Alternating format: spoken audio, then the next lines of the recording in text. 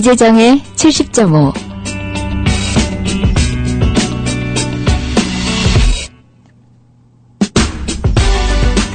10월이네요. 올해도 이제 몇 달 남지 않았다고 말들 합니다. 이런 이야기 들으면 괜시리 마음이 급해지네요.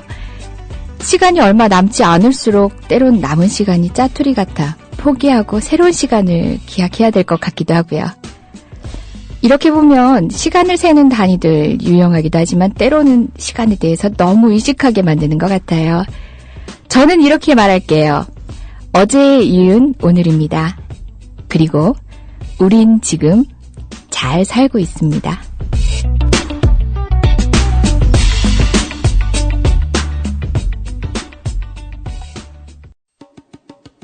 부모라면 자녀를 위해 꼭 설치해야 할 어플이 있습니다. 학교 폭력 등 자녀의 위험 징후를 미리 감지하여 부모님께 다 알려주는 자녀 보호 어플 스마트 보디가드. 자녀의 학교 폭력 징후, 심각한 고민, 실시간 위치, 유해 컨텐츠를 24시간 감지하여 다 알려드립니다. 미리 알면 안심할 수 있습니다. 부모라면 부모님께 다 알려주는 자녀 보호 어플 스마트 보디가드 하세요. 구글 스토어에서 스마트 보디가드를 검색하세요. 네, 오늘도 금요일이고요. 그래서 이재정입니다. 여러분, 한 주 동안 어떻게 지내셨어요? 스튜디오에 오니까 마음이 좀 편안해져요. 여러분 아시잖아요. 저 나름 바쁜 변호사라는 거. 그럼에도 불구하고 국민TV 스튜디오에 앉아있으면 이렇게 나긋나긋하고 느릿느릿한 제 목소리를 이렇게 가다듬을 수 있는 유일한 시간인 것 같아요. 지난 한 주 동안 제가 유난히 팟빵 저희 다운로드 받을 수 있는 게시판을 의식을 좀 했어요. 순위도 막 신경을 쓰고 제가 안 바빴나? 덜 바빴나? 근데 그러다가 게시판에 글을 봤어요. 김미아 선생님이 아마 지난주 게스트셨던 것 같은데요. 저 너무 잘난 척 한다고 누가 올리셨는데, 그게 계속 게시판 글에 제일 윗글로 띄워져 있길래 제가 아이디를 바꿔가며 한번 글을 올려볼까 하는 생각까지 했었다는.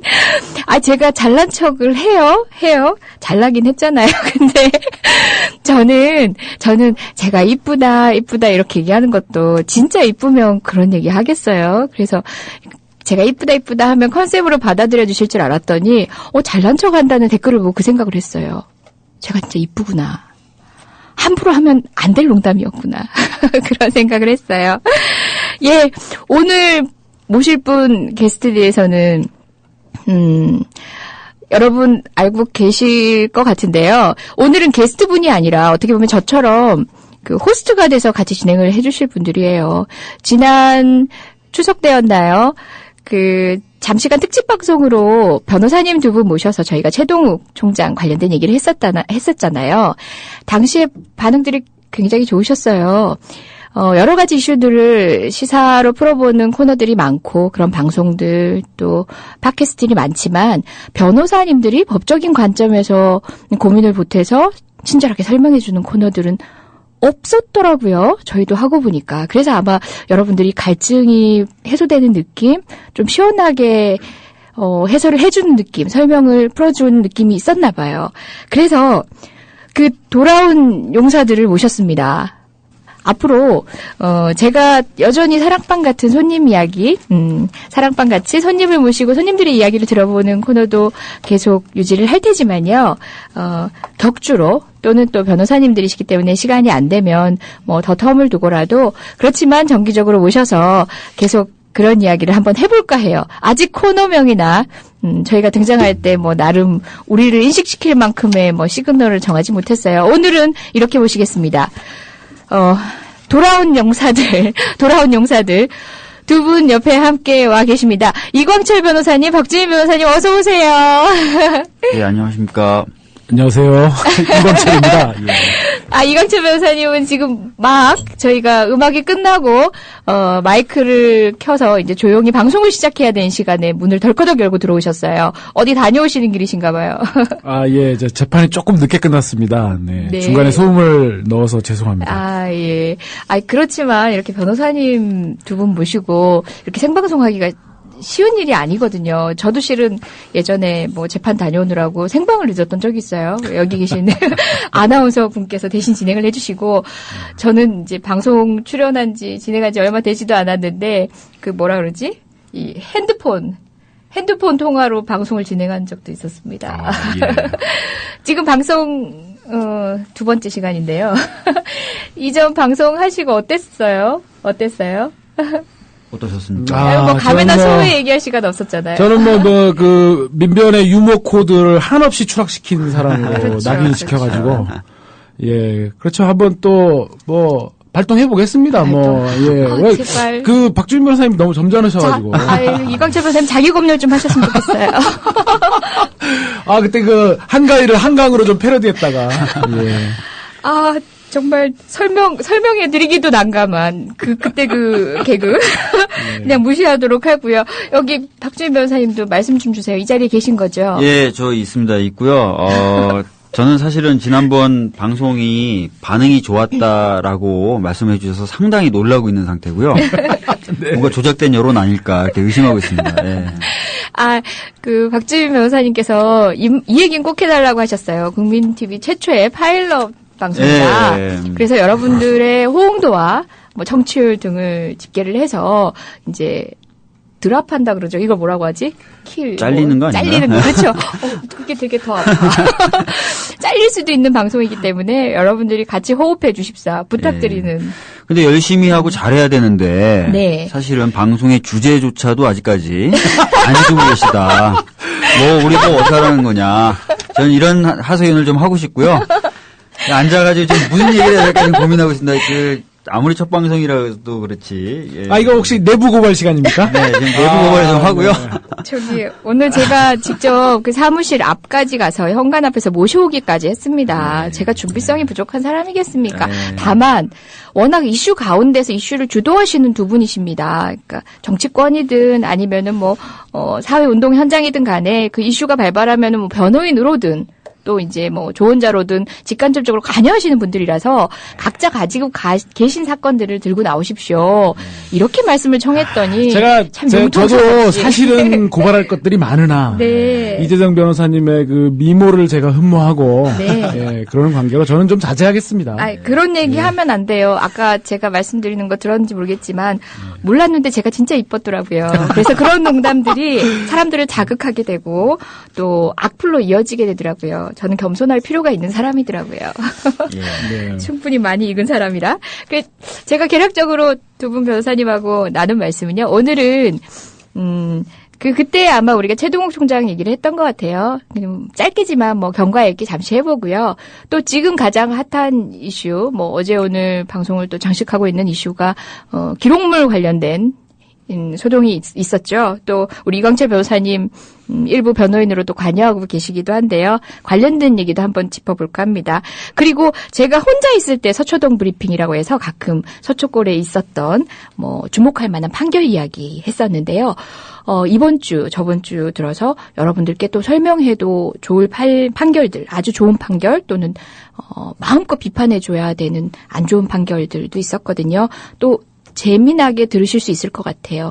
그 결과나 이야기를 듣는다기보다는 똑같이 지금도 일어날 수 있는 일들에 대한 얘기니까요. 그걸 통해서 또 여러분들이 사시면서 참조하실 얘기도 있을 것 같아요. 그럼 최동욱 총장 얘기 우리 추석 전날 얘기를 했었어요. 그 이후로 우리가 뭘 지켜봤죠? 결국 최동욱 총장님이 아니십니다. 지금 현재는. 퇴임사를 뒤로하고 이제 자리에서 물러났는데요. 경과 갑자기 지금 막 메모를 하고 계신데요. 예. 우리 이광철 변호사님이 간략한 경과. 추석 때 이제 저희들이 최동욱 총장이 아마 그때 사표를 냈었죠. 예, 사의는 표명했는데 수리가 안 됐었죠. 수리가 안 돼서 박근혜 대통령께서 그 진상규명이 우선이다. 그리고 이 문제는 공직자 윤리 문제이지 무슨 검찰의 독립성 문제가 아니다. 이제 그렇게 얘기를 했고 그러다가 법무부가 뭐 본인들 워딩으로는 이제 감찰의 전 단계인 뭐 준비 자료 준비 같은 것들 이렇게 점검 작업을 한다고 하면서 이래저래 몇 가지 것들을 뭐 수집하고 이제 그랬었죠. 그러다가 저지난 금요일이었던가요? 불시에 갑작스럽게 법무부가 기자회견을 통해서 뭐 우리가 충분히 혼외자인 정황들을 확보하고는 있지만 뭐 여러 가지 사정을 감안해서 밝히지 않는다고 하면서 임모 여인이 법무부에 찾아와가지고 뭐 그때 검찰에 찾아와가지고 뭐 만나게 해달라고 그랬다든가 이제 뭐 이런 것들을 밝히는 그런 일들이 있었고요. 네. 그래서 그 발표를 받아가지고 박근혜 대통령께서 뭐 진상규명을 해보고자 했으나 당사자가 협조하지 않아서 뭐 부득이 사표를 수리한다. 그래서 최동욱 총장은 이제 그 퇴임사를 밝히고 그리고 퇴임사하고 이제 그 퇴임을 하는 날 조선일보에 대한 그 정정보도 청구는 취하를 했죠. 네. 그렇죠. 취하의 변으로 최동욱 총장은 이제 대리인을 통해서 이 소송이 언제까지 갈지 모르고 그런 소송이 진실규명 없이 만연히 그냥 늘어지게 되면 가족들이 받게 될 고통도 크고 네. 그래서 유전자 검사 결과를 어떻게 하든지 받아내서 그걸 가지고 좀 더 강도 높은 민형사상의 조치를 취하겠다. 이제 지금 이런 상태에서 뭐랄까 교착 국면이라고 그럴까요? 네네. 지금 그렇게 되어 있는 상태죠. 예. 저기 게시판 보니까 뽀민 아빠님께서 올려주셨는데요. 진상규명이 우선이라고 했는데 진상이 규명된 건가요? 사실 그렇지 않죠. 이번에 이제 법무부에서 밝혀졌다라고 얘기했던 대표적인 세 가지가 뭐 방금 이제 이강철 변호사님도 말씀하셨던 그 임모 여인이 그 근무하는 검찰청으로 찾아왔었다는 것하고 그다음에 임모 여인이 운영하는 카페에 최동욱 검찰총장이 상당 기간 출입을 했었다. 그리고 조선일보가 문제되는 그 사건의 보도를 그 사건 보도를 이제 하는 날 새벽에 임모 여인이 갑자기 여행용 가방에 짐을 싸서 잠적을 했다. 요 세 가지였는데요.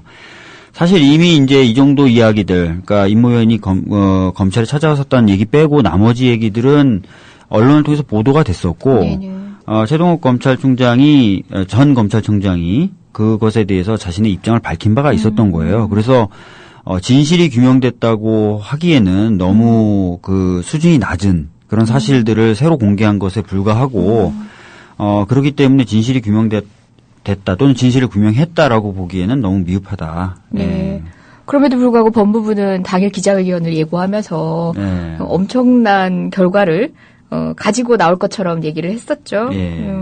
결국은 뭐 그러한 정황을 파악했다라는 말인데 이 정황이라는 말도 정황도 이제 가까운 정황이 있고 먼 정황이 있고 법률적 의미로는 참 다의적인데 여튼 그랬습니다. 뭐 교착 상태네요. 그래서 사실은 이제 지금 뭐 남아있는 문제는 이제 최동욱 총장 이제 지금은 변호사 신분이시죠. 최동욱 전 총장도 밝힌 것처럼 사실 이제 어쨌든 간에 이렇게 국면 자체가 과연 이제 혼외자인지 아닌지가 사실은 이제 좀 초점이 되어버린 국면으로 좀 와버린 것 같아요. 본인도 이제 이미 총장직을 사퇴했고, 그래서 최동욱 총장 본인은 유전자 검사를 할 용의가 충만해 있는 것 같고요. 다만 이제 지금 그 임모 어린이가 미성년자이기 때문에 그 부분에 있어서는 친권자인 이제 그 어머니, 모친이 이제 어쨌든 유전자 검사에 동의를 해줘야 되고 또 그 동의가 있고 난 다음에도 채모 어린이죠. 임모 어린이가 아니고 그 채모 어린이 미국에 가 있기 때문에 미국에서 이제 또 와가지고 또 유전자 검사에 필요한 그 시료를 채취해야 되는 문제가 있기 때문에 조금 여러 가지로 어렵고 그래서 사실은 그 직후에 검찰 내부에서도 좀 많은 반발들이 있었던 것 같고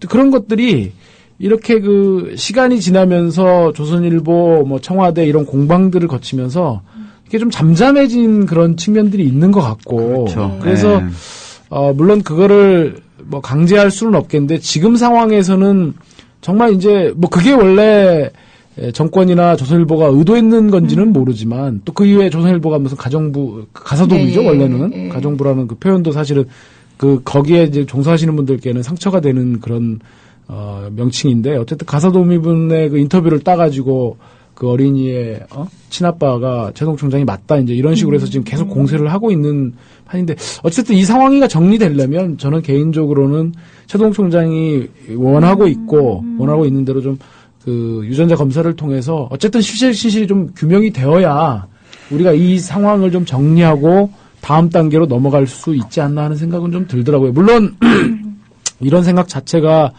그 임모 여인 그분과 또 그 어린이에게는 정말 그 견디기 힘든 고통이 될 수는 있을 것 같고 개인으로서 불필요한 고통이죠. 예. 어떻게 보면. 과연 저도 그런 것들이 과연 필요한가 그런 것들을 그렇게까지 강요하는 것이 정말 무시무시한 폭력이 아닌가 이런 생각들을 하지만 지금 이 상태에서는 그 부분이 규명되지 않고는 어떤 논의도 한 발짝도 나가지 않고 오히려 이제 후임 총장에 대한 그 선임 부분들도 예. 결국 이제 정권의 의대대로 그냥 그렇게 진행되어 버린 것이 아닌가 하는 그런 생각은 좀 듭니다. 예. 규명되어야 한다라고 얘기하는 것도 우리 입장이 아닌가 싶어요. 맞아요. 그들은 이미 규명된 거예요. 게다가 그 사퇴의 변을 남기고 사퇴하던 날 그 사실을 보도하면서도 KBS 같은 경우는 조선일보 발을 그대로 기사를 그렇죠. 하면서 결국은 노조로부터도 반발을 사고 또 기자협회에서도 대응에 착수했다라고 하는데요. 이미 이제 혼외자를 기정사실로 하고 있는 보도들이었죠. 대부분의 국민들은 그래서 물러났다. 그리고 또 심지어 뭐 공직자의 도덕성 뭐 이런 이슈로까지 확장시켜서 후국지를 달기도 하고 그랬더라고요. 근데 뭐 애초부터 좀 저희가 이 사건에 대해서 주목을 해야 되는 부분 그리고 요즘에는 좀 많이 사그라졌던 것은 사실 이 사건이 시작됐던 배경 그다음에 그 결과 이런 것들을 좀 더 저희가 봐야 될 것 같고요. 저는 뭐 이렇게 생각합니다. 아무리 지금 언론들이 이제 그런 식으로 보도를 해도 아마 이번에 그 최동욱 검찰총장이 물러나게 된 배경이라든지 이런 거에 대해서 국민분들은 좀 똑바로 보고 계신 것 같아요. 네. 왜냐면은 지금 보니까 이제 박근혜 대통령의 지지율이 엄청나게 빠졌더만요. 네, 그렇죠. 이게 단순히 뭐 복지공약 후퇴로만 이렇게 평가되기는 좀 어려울 것 같고요. 진영 장관이라든지 또는 최동욱 검찰총장의 어떤 인사 문제도 상당히 작용을 했다고 보여집니다. 그래서 국민분들은 이 언론들의 어떤 편향된 보도 태도, 그 다음에 뭐 청와대라든지 또는 법무부의 어떤 입장 발표와 상관없이 상당수 많은 분들은 그래서 어떻게 보면 정치적인 배경을 갖고 있는 사건으로 좀 인식을 하고 계신 것 같고 그런 부분에 대해서 저희들이 계속해서 좀 유념을 해야 될 것 같습니다. 네. 예. 지금 현재 그 원세훈 공판은 어떻게 진행되고 있나요? 공판이요? 예. 네, 계속 진행되고 있는 걸로 알고 있습니다. 네. 그 뭐 검사님들은 흔들림 없이 하고는 계시겠죠. 네. 이제 뭐 원세훈 공판 뭐 좀 이따 또 말씀을 드릴 수 있는 기회가 있을 것 같은데 최동욱 총장의 퇴임으로 인해서 검찰에서 발생한 사건들 가운데서 가장 저는 유의미한 징표가 NLL 대화록에 대한 기습적인 중간 수사 발표라고 생각을 합니다. 사실은 이제 아까 이재정 변호사님께서도 말씀하신 것처럼 제가 거기 지금은 참고인 분들이시거든요. 참여정부 청와대에 계셨던 그 기록관리 비서관실 중심으로 해가지고 이제 그분들 지금 사실은 어느 누구도 피의자가 특정돼 있지 않기 때문에 다 참고인 분들로 해가지고 저희들이 이제 조력을 드리고 있고 저도 그 중에 참여를 하고 있어서 사실은 검찰이 그 대통령 기록관에 대한 압수수색영장 집행을 마치고 이제 거기에는 어쨌든 대화록 원본이 없다더라 하는 걸 잠정 결론을 내린 다음에 이제 그 참고인분들을 소환 일정을 사실은 조율하고 있었던 참이었어요. 그래서 지금 현재 26분 정도가 참고인으로 올라와 있고 그래서 완전히 저 프로세스에서는 전혀 모르는 사람도 있는데 어떡하냐. 뭐 그러면 그쪽에서 알아서 관련성이 없는 사람들은 빼라. 이제 그렇게 해가지고 저희들이 그러면 뭐 몇 명으로 추려서 출석하겠다 그래서 일정을 한 두어 번 정도는 이제 잡혀 있는 상황에서 갑작스럽게 발표를 했는데 그 내용도 들어보면 마치 이 참여정부가 무언가 대단한 사실을 숨기려고 하는 것처럼 사실은 최종본이 거기 봉화 이지원에 들어있었다고 하는 거는 그때 당시 참여정부의 청와대에 원본이 있었다라는 것들을 의미하는 거거든요. 왜냐하면 그걸 그대로 복사를 한 거기 때문에 이제 그러면 남아있는 과제는 그 최종본이 어떤 이유로 해서 대통령 기록관으로 팜스라고 하는데요. 거기로 이관이 안 된 사실을 이제 밝혀내고 그러면 되는 거고. 착수하면 되는. 어쨌든 노무현 대통령이 후임 대통령이 참조할 수 있도록 그 대화록을 국정원에 놔두고 해서 후임 대통령이 언제든지 볼 수 있도록 해라라고 했기 때문에 사초 실종이니 폐기니 하는 건 저는 어불성설이라고 봅니다. 그런 상황인데도 어쨌든 간에 차분하게 뭘 진상을 규명하고 이제 남겨진 쟁점에 대해서 참고인을 소환해서 이제 얘기를 듣기로 일정까지 조율하고 있는데 기습적으로 발표하면서 뭔가 대단한 걸 숨긴 것처럼 그렇게 발표를 했단 말이죠. 저는 그것이 이제 최동욱 총장의 그 수장이 퇴임한 이후에 가장 유의미한 검찰의 그 태도 변화를 우리가 유추해 볼 수 있는 하나의 징표라고 보고요. 앞으로 어쨌든 저는 조짐은 좋지 않은 방향으로 갈 거다. 이런 생각은 좀 듭니다. 예, 우리가 감시끈을 놓치지 말아야 되겠네요. 그 자연스럽게 그러면은 우리 뭐 기록물 얘기로 한번 해볼까요? 실제 뭐 이슈들은 그러니까 뭐 우리 그들이라고 분류하는 것 이런 말버릇도 참 문제인데 자꾸 끌려가는 느낌을 지울 수가 없어요. 기초 노령연금 얘기로 지금 막 국민들 노인분들의 분노가 들끓고 있을 때 느닷없이 이제 기록물에 대한 검찰의 발표가 있었어요. 그리고 뭐 정확하게 그렇게 입장을 밝힌 건 아니지만 검찰이 국정원본은 공공기록이라고 보고, 그러게요. 예, 봉화본은 대통령 기록물로 봐서 이제 뭐 그 효과에 대해서는 이제 변호사님들께서 천천히 말씀을 주시겠지만 결국은 국정원본을 공개한 여권은 무혐의가 되고 야권은 처벌 가능성이 있는 것처럼 그런 뉘앙스를 비췄는데요. 이걸 가지고 뭐 어떤 분은 그러시더라고요. 아니, 이게 어디 있다고 해서 그렇게 성격이 달라지는 것 같으면은 검사가 퇴근하면은 변호사들이냐 이런 얘기를 트윗에서 본 것 같아요. 네. 그런 얘기도 나오곤 했는데요. 네. 그런 얘기도 왔는데 이 경과가 어떻게 되는지 그 우리 담당 변호인이시니까 물론 뭐 이제 반개 변호인이시지만 이 사건 자체를 뭐 주도할 만큼 그렇게 중요한 분은 아니신 그렇죠. 것 같은데. 뭐 저는 이제 심부름하고 예, 지켜보시면서 이제 네. 간략히 설명을 한번 개요를 뭐 한번 경과는 아마 그 우리 뭐 국민 TV 라디오를 애청하시는 우리 청취자분들이라면 아마 그동안의 경과에 대해서는 네. 대강은 다 알고 계실 것 같습니다. 2007년 10월 4일 정확하게 지금 올해가 2013년이니까 6년 전이죠. 14 공동선언이 나왔던 그 감격이 참 엊그제 같은데, 그렇게 해서 이제 그 노무현 정부가 그때 정상회담 대화록을 이제 녹음을 했죠. 녹음을 해가지고 와서, 이제 녹음을 풀었습니다.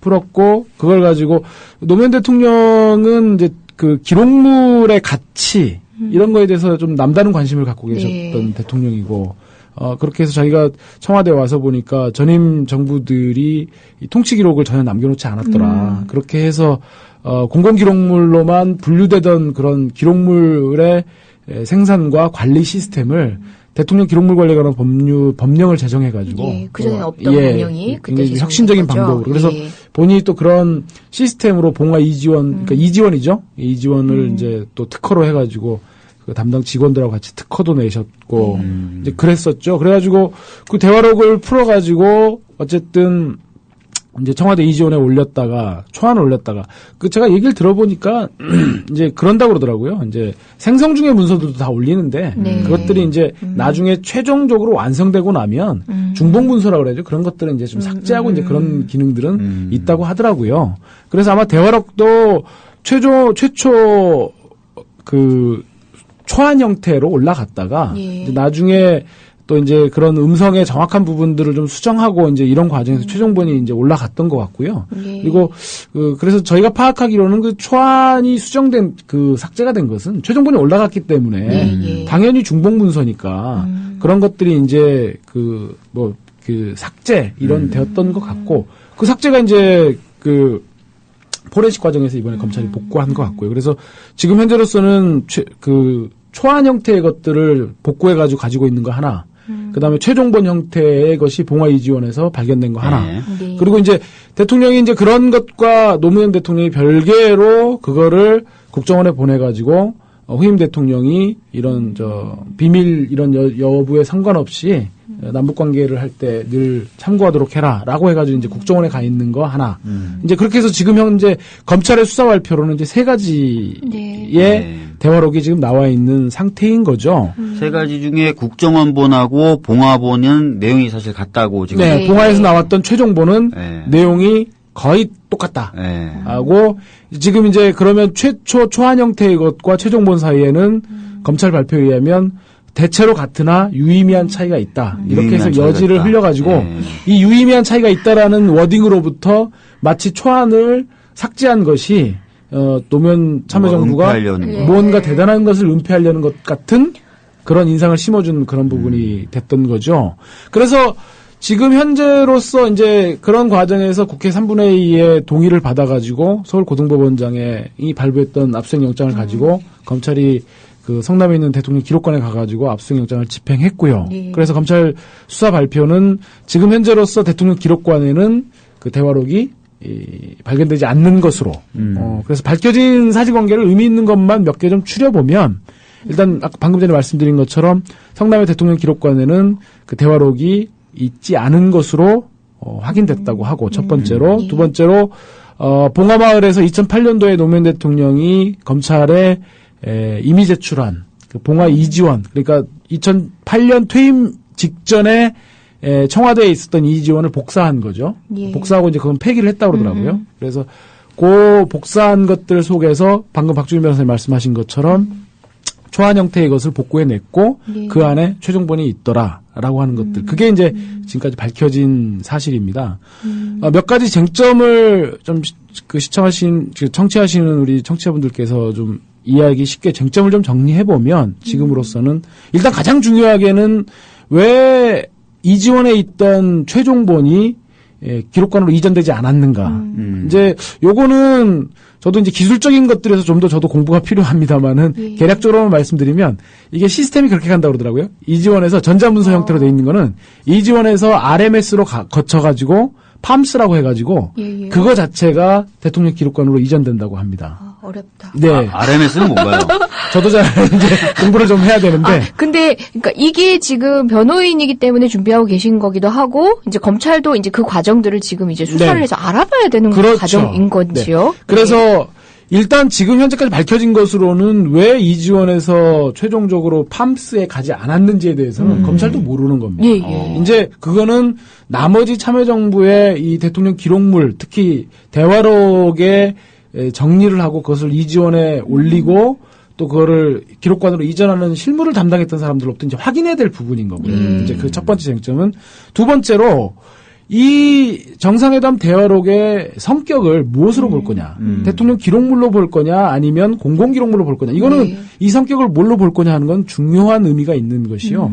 대통령 기록물로 보게 되면 15년 내지 30년 일정 기간 동안은 공개할 수가 없죠. 없죠. 국회 3분의 2의 동의라든지 동의에 기반해가지고 압수수색영장을 받아야만 볼 수 있는 매우 엄격한 절차를 거쳐서 확인할 수 있는 것이고 공공기록물 같은 경우에는 그 공공기록물의 관리 주체가 기록물 분류 등급을 스스로 조정해가지고 지난번에 남재준 국정원장과 같은 방식이죠.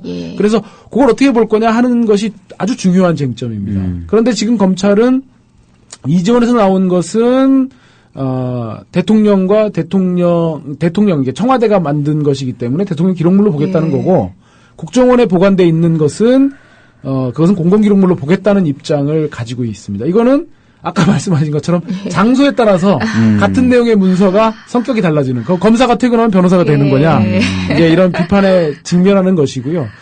그래서 요거에 따라서 지금 현재 참여정부의 기록물 이관 작업에 관여했던 분들 형사책임과 그리고 그 대화록을 공개해가지고 대선에서 줄줄줄 읽어나갔던 우리 최근에 또 이 핫한 이슈로 또 그 뉴스를 장식하던 김무성, 뭐 여기자하고 또 모종의 또 이런 뉴스로 또 오르고 계시던데 그분이나 그런 뉴스도 있었어요.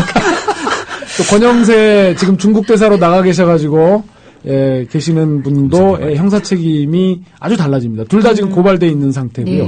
그리고 지금 이제 그밖에 아주 제가 보기에는 정말 참 답답하고 진절머리 나는 지금 공방들을 여야가 벌이고 있는데 몇 가지 쟁점들만 그냥 간단하게 말씀드려보면 사실 두 가지만 규명해가지고 차분하게 역사적 진실을 검찰이 밝히면 되는 문제들을 가지고 지금 새누리당이 아주 제가 보기에는 참 답답한 여러 가지 논란들을 불러일으키고 있는 것이요. 첫 번째가 이거는 오늘도 그 윤상현 새누리당 그 원내 수석 부대표가 또 칠판까지 동원해가지고 설명을 하고 있던데, 이거는 사초 폐기다. 사초가 실종된 거다. 왜 최초의 최초안을 왜 삭제했겠느냐. 거기에는 노 대통령이 김정일에 대해서 저자세, 이런 굴욕, 이런 논란을 불러일으킬 만한 것들을 없애기 위한 그런 시도다. 이런 논란을 하나 지금 제기하고 있고, 또 하나는 문재인이 여기서 책임을 져야 된다. 당시에 참여정부의 청와대 비서실장으로서 도대체 이관이 안 된 부분에서 그때 비서실장은 뭐 했냐. 이제 이런 부분들에서 이런 것들을 가지고 계속 지금 정쟁의 소재로 지금 새누리당이 삼아가고 그렇죠. 있습니다. 문재인 은퇴, 권성동 의원이었나요? 방송사하고 얘기하면서 이건 단순히 사과 정도가 아니라 정치인으로서 최고의 책임을 져야 될 거다라는 식으로 얘기를 했더라고요. 늘 이슈는 이런 식으로 진행이 되더라고요. 일단은 터뜨리고 불을 지펴놓으면 사건의 진실은 나중에 이제 불이 꺼진 다음에 이제 소수에 의해서 공유되고 이렇게 지금 정쟁의 소재로밖에 활용이 안 되네요. 네. 지금 또 새누리당은 녹음 파일 자체를 공개해야 되는 거 아니냐라고 좀 공격하고 있는 걸로 알고 있습니다. 그게 이제 사초 폐기 논란에 맞닿아 있는 그 이슈입니다. 네. 그러니까 뭐냐면 새누리당이 보고 있는 건 그 최초의 초안 형태에 대해서 초안의 내용이 굉장히 저자세라는 거죠.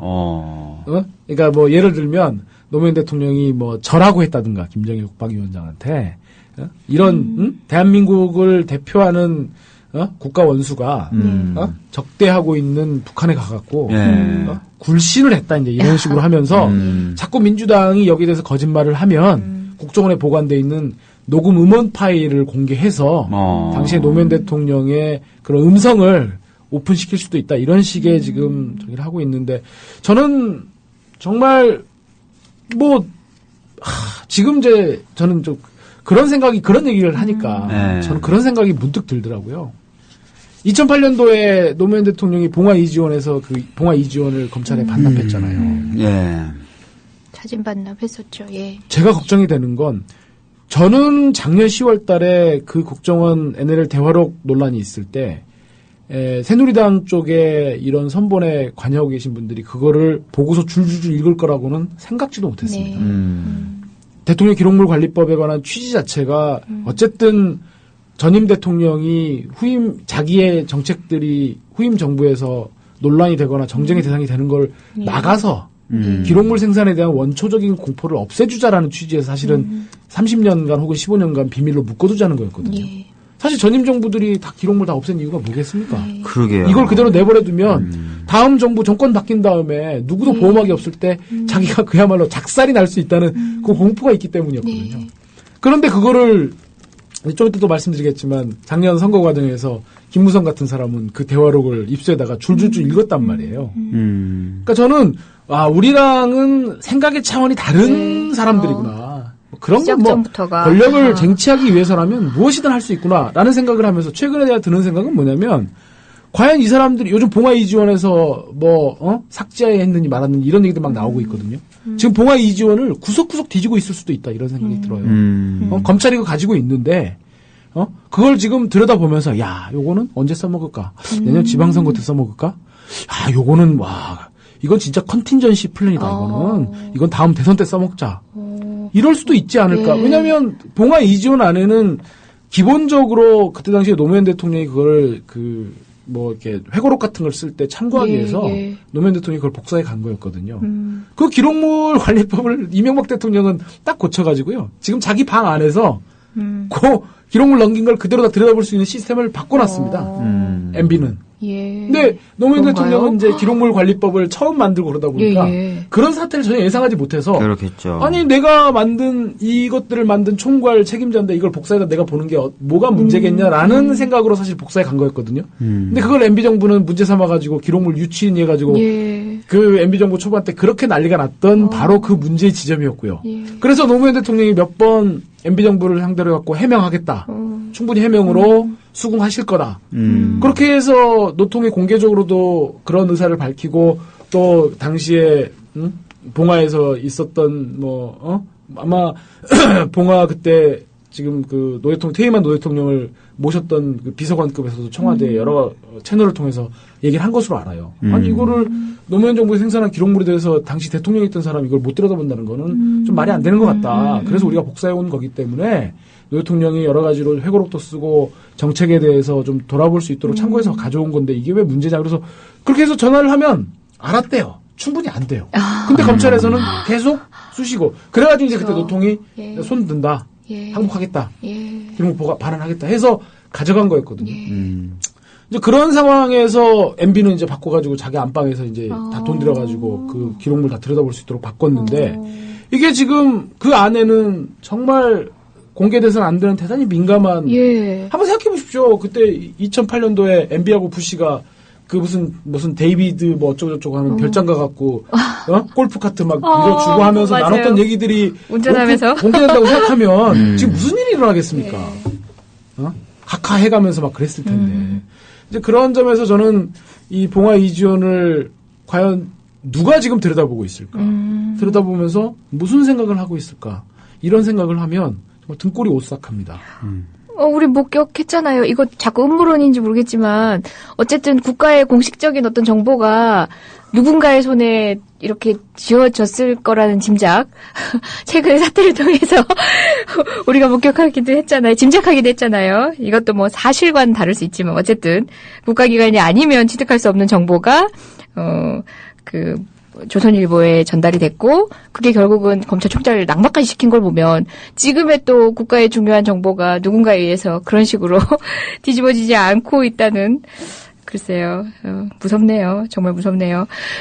잠시 설명 마저 해 주시기로 하고요. 노래 한 곡 듣고 와도 될 시간이네요. 예. 노래 한 곡 들으시죠, 그러면. 진행을 하네? 파란 달이 뜨는 날에 다시 오지 않을 날에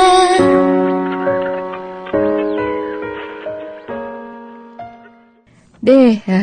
노래가 나가는 동안 노래 제목이라고 물어보신 분이 있네요. 노래가 잔잔하니 이재정 변호사니까 매치가 딱이네요. 네, 저도 동감합니다. 랄라 스윗의 파란 달이 뜨는 날에라는 곡이었고요. 그러면은 처음 곡도 소개를 해드릴까요? 커피소년의 장가갈 수 있을까 였었습니다. 프로 처음에 소개시켜드린 노래예요. 보다 보니까 이제 여러 가지 댓글들이 있는데 왜 유독 노통의 실수에 대해서만 사람들이 이렇게 와글와글 한지에 대해서 말씀 주신 분도 있었고요. 그래요. 궁금해요. 노무현 대통령이었기 때문에 그런 걸까요? 왜 이렇게 NL 문제를 이렇게까지 우려먹고 있을까요?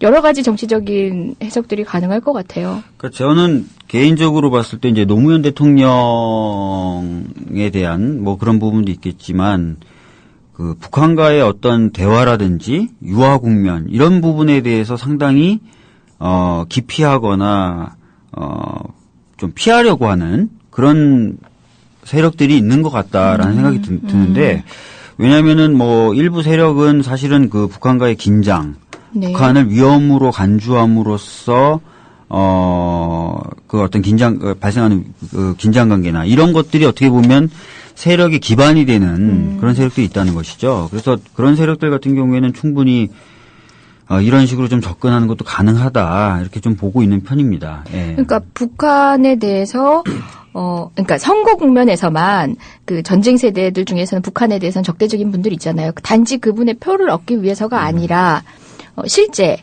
우리나라의 통일이라든지 남북 화해 분위기 자체가 위협이 되는 어떤 세력이 우리나라에 존재할 수 있다. 그런 취지의 말씀이신 거죠. 선거철의 문제만 아니라. 네, 선거철의 문제만은 아니죠. 그러니까 최근에 이것을 민주주의라고 할 수 있을까라는 책이 출간이 됐었는데요. 네네. 미국에 대한 얘기예요. 근데 거기 보면은 이제 부시 행정부가 9.11 테러를 빌미로 해서 굉장한 어떤 공포심을 심어줬다는 거죠. 그러면서 그 이유에 대해서 그 정치학자는 뭐라고 분석을 하냐면 애초부터 부시 행정부는 시민을 위한 정치를 할 준비도 안 돼 있었고 또 마음도 없었다는 거예요. 그래서 사실 9.11을 통해서 어떤 위험을 고조시키고 위험감을 고조시키고 그래서 시민들의 눈을 그쪽으로 돌리고 나서는 충분히 편안하게 기업들을 위한 정책들을 차곡차곡 수행해 나갔다는 것이죠. 그래서 그런 분석을 좀 하는데 어떻게 보면은 사실은 그 위험이라는 것을 좀 일상화시키고 시민들의 관심을 그쪽으로 돌리면 예. 좀 편안하게 자신들이 진짜 원하는 것들을 할 여지가 생긴다는 거죠. 그런 부분에서도 좀 NLL 대화록이 좀 이용되고 있는 부분도 있다. 이렇게 저는 보고 있습니다. 예. 그러니까 지금 뭐 박주현 변호사님 지적하신 부분에 대해서 저도 전적으로 동의하고요. 남북 관계에서 적대적인 남북 관계로부터 예. 이득을 얻고 있는 이른바 분단의 구조, 또 분단 체제에서 기득권 구조를 공고하게 하고 있는 세력들이 있기 때문에 그 부분을 막아내는 부분들. 근데 이제 저는 거기 더해서 한 가지 더 지적을 하고 싶은 네. 게 노무현이라고 하는 그 사람의 캐릭터가 주는 매력이 있잖아요. 예. 근데 이것들을 보면 그런 거거든요. 노무현은 어쨌든 기득권 세력의 바깥에서 위치했던 아웃사이더였고, 예. 그 아웃사이더가 기득권 주류하고 타협해 가면서 정권을 획득한 사람이 아니란 말이에요. 그때 당시에 후단협으로부터 그렇게 줄기차게 예. 후보를 내놔라. 근데 예. 그거는 사실은 여러 가지 측면들이 있었겠지만 어쨌든 우리하고 타협하자는 신호일 수도 있는 거였죠. 그리고 실제로 노 대통령이 국민 경선을 통해 갖고 민주당의 후보로 결정되고 나서 처음 한 게 그 나중에 이제 한나라당으로 전향했지만 철새처럼 김원길이라고 그 김대중 정부 때 보건복지부 장관했던 사람이 후보님 이제는 대기업 총수를 만나셔야 합니다. 예. 그래서 이제 정치 자금을 받고 근데 나는 그런 방식으로 정치하지 않겠다는 거였잖아요. 예. 그리고 나중에 정몽준과 단일화해서 깨지고 난 다음에도 평창동에 찾아가서 읍소해라라고 하는 것도 끝내 안 한다고 그러다가 이제 끝내 갔던 거고.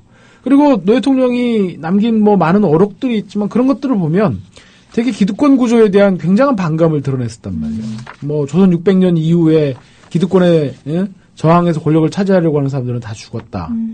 그리고 뭐 나중에는 그 NLL 대화하고 난 다음에 일이긴 한데 예? 이게 별들 똥별들 차고 뭐 하는 거냐. 북한보다 몇 배 군사비를 쓰면서 예. 아직도 자주국방을 못 한다고 하면 그건 직무유기 아니냐라고 했던 그 유명한 그런 뭐 연설들도 있고 그러니까 이런 것들이 기득권 세력에게서는 굉장히 이질적이고 그런 사람들 그런 캐릭터의 노무현에게 2002년 당시에 정말 그 우레와 같은 지지가 쏟아진 거지 않습니까? 예. 사실 우리 대한민국의 기득권 세력의 역사적인 특징들을 이렇게 보면 이 사람들이 친일에 기반에 서 있다는 건 부정할 수 없는 겁니다. 해방 이후에 친일에서 친미적으로 잽싸게 말을 갈아탔고 그 가운데서 지금 한미동맹의 기반 위에서 이들이 정치적 경제적 기득권들을 누려오고 있다는 건 부인할 수 없는 사실이거든요. 예. 그랬을 때 그 우리 기득권 세력이 뭐 서구의 다른 정상적인 나라들처럼 뭐 예를 들어 프랑스처럼 뭐 식민지 과정에서 뭐 항일 무장투쟁을 했던 것도 아니고 또 이 사람들이 무슨 뭐 청빈한 그런 모습들을 통해서 국민들에게 모범이 될 만한 뭐 노블레스 어블리주 뭐 이런 전통과 이런 기반을 갖고 있는 사람들도 아니란 말이에요. 지금 우리 기득권 세력들 상당수 보면 이중 국적을 유지하면서 아마 전쟁 나면 이 사람들 대부분 다 미국으로 탈출하기 위해서 혈안이 될 겁니다. 모르긴 몰라도. 그런 이런 기득권 세력들이 역사적으로나 그리고 이 사람들의 행태를 보나 뭔가 국민들에게 모범이 되고 정신적인 뭔가 지향과 가치를 제공해줄 만한 그런 사람들이 못 되기 때문에 그런 약점을 가장 예리하게 건드렸던 사람이 지금까지 보면 노무현이라고 예. 하는 사람이었어요. 예. 그 사람은 뭐 고졸 출신의 변호사가 된 것도 그렇지만 예. 이후에 원칙을 견제하려고 하는 정치를 통해서 어찌됐든 또 서거하고 난 다음에 그렇게 많은 국민들의 그런 어떤 좀 정서적인 그런 동질감도 느끼게 해줬던 거고.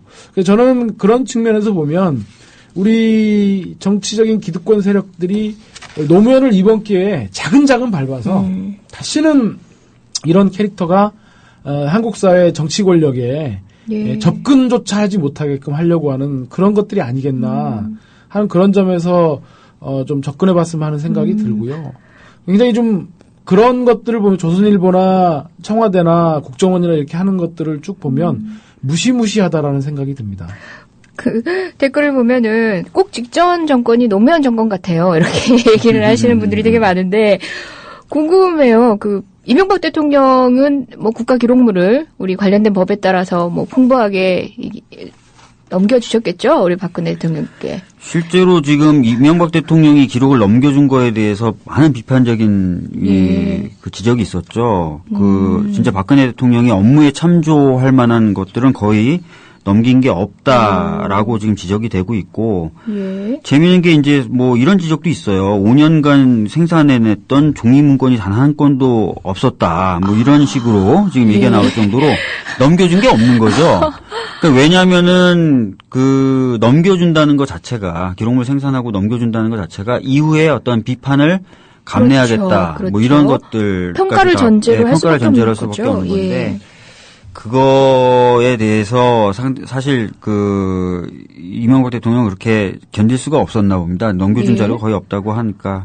어떻게 보면 진짜 아까 말했던 것처럼 노무현 대통령 같은 경우에 이제 기록을 만들어서 넘겨준 건데, 그리고 앞으로 모든 대통령이 그렇게 해주길 원했던 건데, 넘겨준 사람만 바보가 된 그런 지금 형국으로 좀 가고 있는 것 같습니다.